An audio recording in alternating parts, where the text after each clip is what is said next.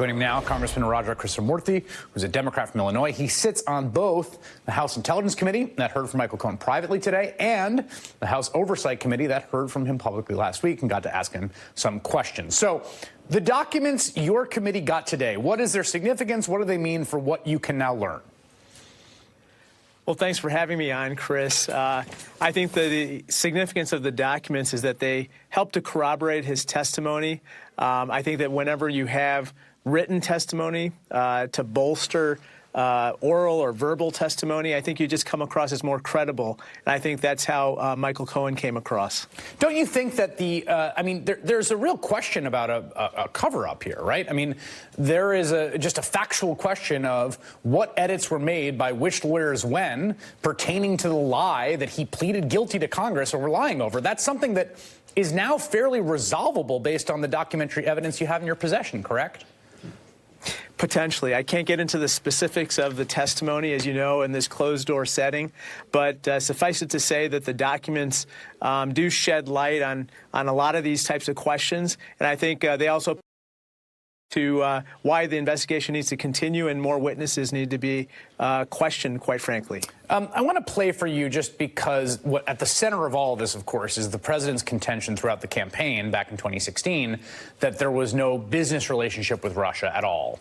This was a central contention, and it was central enough that Michael Cohen chose to lie under oath about it. Just want to give you a flavor of what the president was saying during the campaign. Take a listen.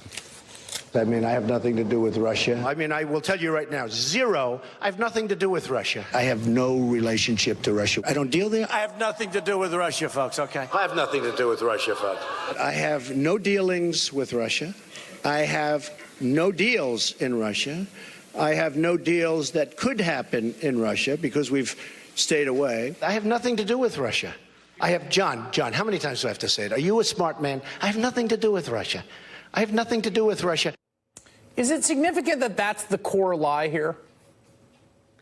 I think that that definitely seems to be a falsehood based on the 3 days of testimony that I've heard from Michael Cohen.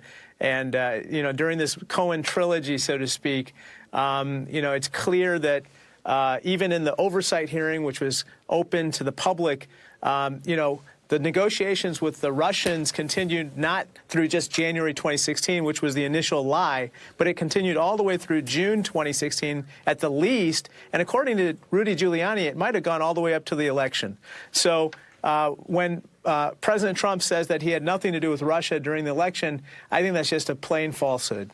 I want to get your reaction to this story from ABC. Again, it's not independently confirmed by NBC, and the details of it are strange. I don't even quite know what to make of them. But the idea, I guess, is two lawyers approaching Michael Cohen as essentially claiming to be intermediaries to the president's legal team about essentially coordinating in some way. Is that something you'd like to know more about?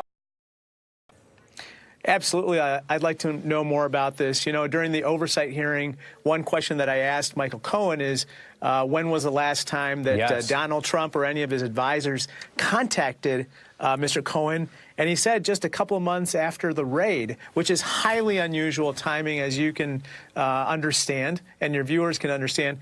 And so we need to get to the bottom of why that happened. He wasn't willing to tell us during the oversight hearing because he said the Southern District of New York is investigating it. That's right. That was your line of questioning, was the president or his agents, basically. When's the last time you talked? Right after the raid. Tell me more about that. And Mr. Cohen says, I can't because the Southern District is actually looking into that, which is the same thing he said in response to this ABC story.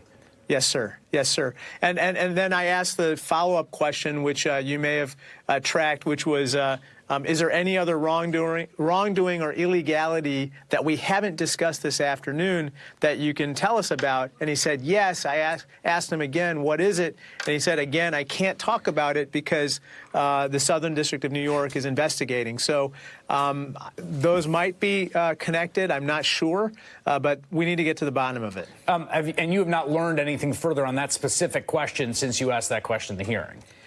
Well, I can't get into the specifics of the closed-door testimony, but I don't have all the answers yet. The one thing I can say, the one thing I can say, Chris, is, you know, we in Congress have to get to the bottom of this, because unfortunately we can no longer trust that the U.S. attorneys who are operating under the supervision of William Barr, the new Attorney General, are actually going to turn over the findings of their investigations, just as Mr. Barr has intimated or hinted that he's not going to turn over the Mueller report, which is completely unacceptable in my opinion as well. All right, Congressman.